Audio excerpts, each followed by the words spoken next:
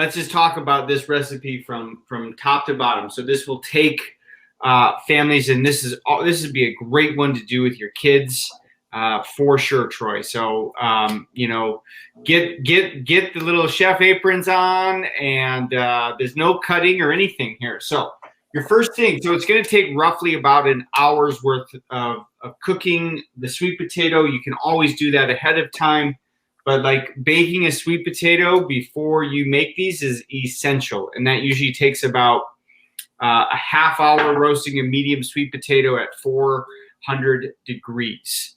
The bake time for the brownies will be about 20 minutes. So if you're adding all of this up, it's really super simple and very super quick as far as like mixing the batter for the brownies up. So we're looking right at about an hour's worth of time, approximately.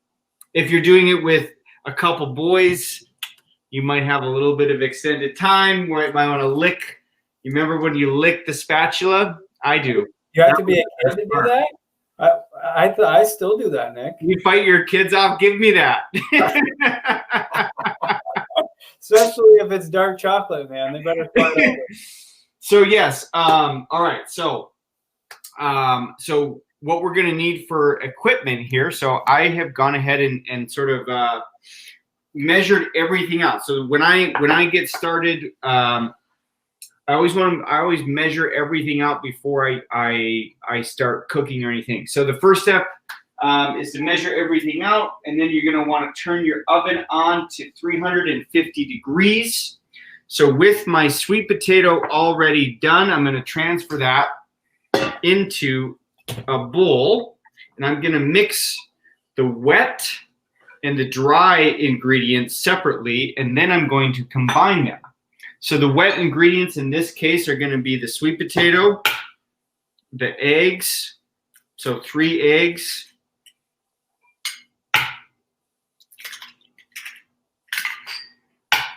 and just for those at home, I always like to have a little bit of a little container off to the side, so I'm not like running back and forth every time I crack an egg and running to the trash can. Those little moments, like that 3 to 4 seconds compounded over time, is what increases our cooking time in the kitchen. You believe it? Very efficient, man. Very efficient. All about efficiency. Okay. All right. So then the next step, you're going to add, I have about a third of a cup of some kind of sweetener, be it maple syrup, honey, agave, whatever is going to float your boat. And then I have, I'm going to do a dash of vanilla. Okay. And then I'm going to start by mixing these up together. So I'm going to mix the sweet potato and the eggs.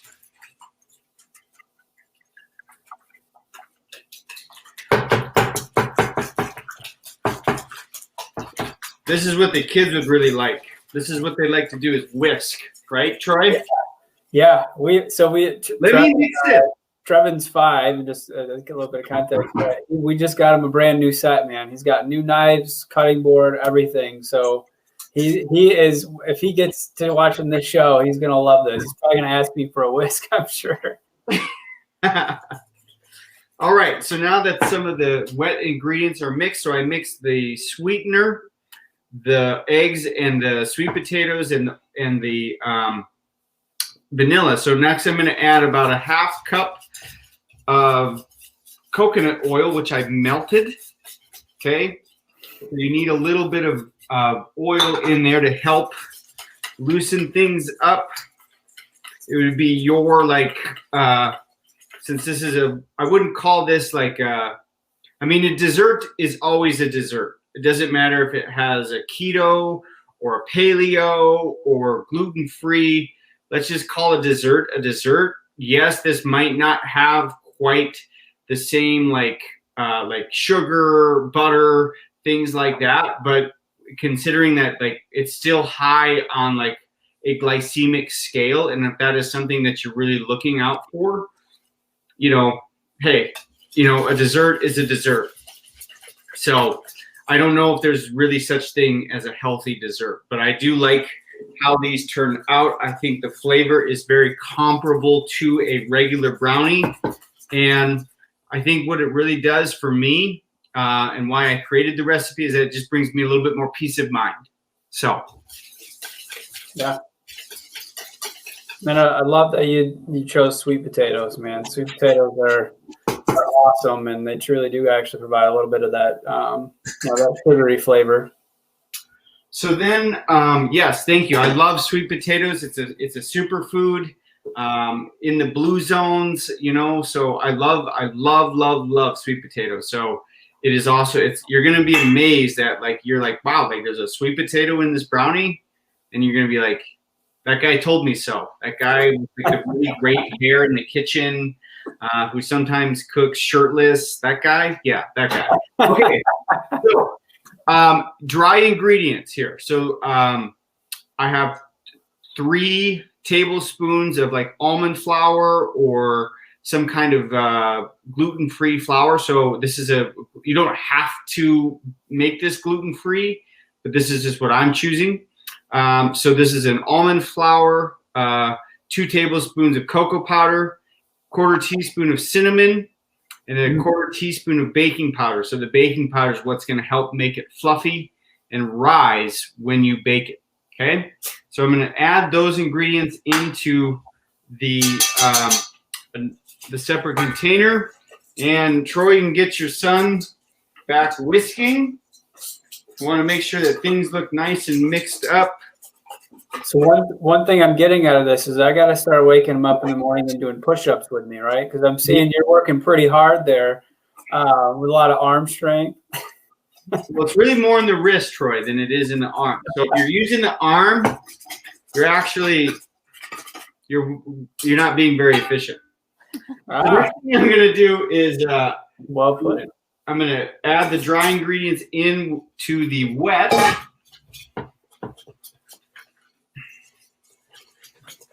So now we're starting to see the brownie batter here, okay?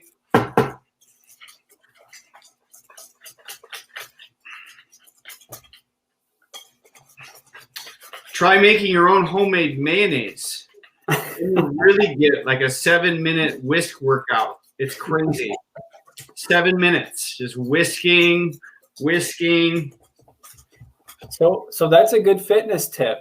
Yes. So if you really want to get some good, workout exercise in the kitchen, making your homemade mayonnaise should be top of your list. Maybe a little bit of sweet potato brownies. Yeah, or you got to earn your dessert, don't you? You got to earn your ice cream. So that's right. If for posture-wise, just make sure that you squeeze your glutes, squeeze your butt, so you have proper alignment when you do things like cutting or whisking. Okay, then the final piece here is I'm going to add in some dark chocolate mini chips into the mix. Nailed it. Add those in. Got them stuck here. So it's about a 1/2 cup. Maybe you want a little bit more, Troy, since you really like dark chocolate. That's totally cool. Guilty.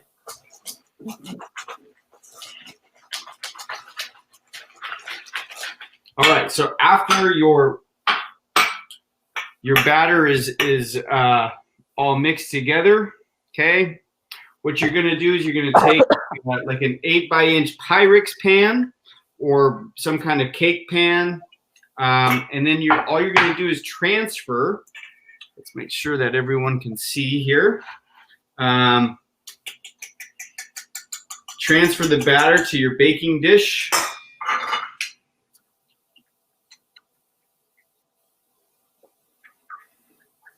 Oh, that looks good, man. So it isn't going to look like much at first. Obviously, you've got to scrape everything in there.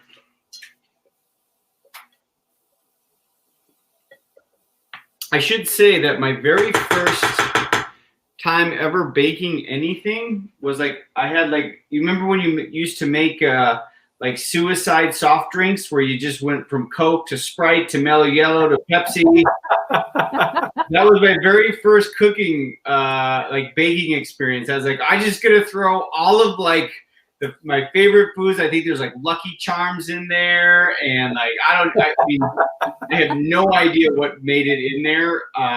And I'm like, I baked it. I thought it was gonna be the greatest thing ever, and it turned out to be terrible.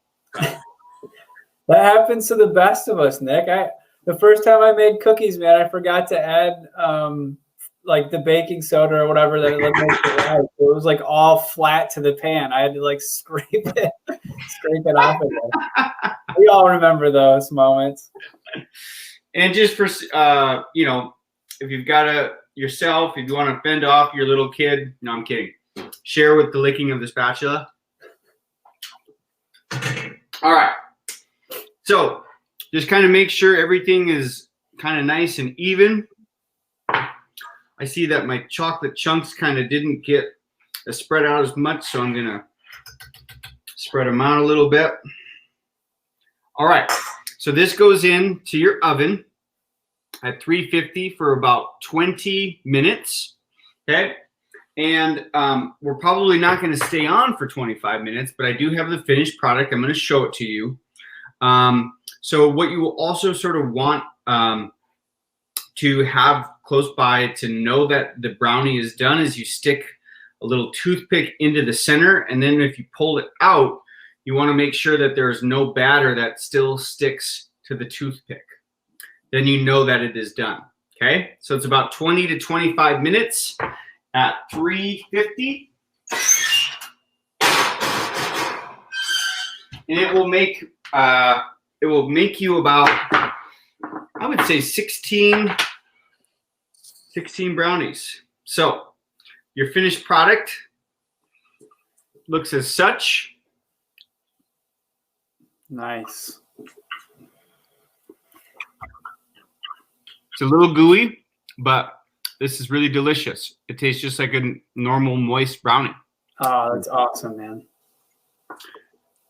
And it's really great with like if I'm gonna serve this for myself or with other people, I'll zap it, I'll heat it up just a little bit so it makes it nice and gooey, and then I'll top it with like a nice scoop of vanilla ice cream.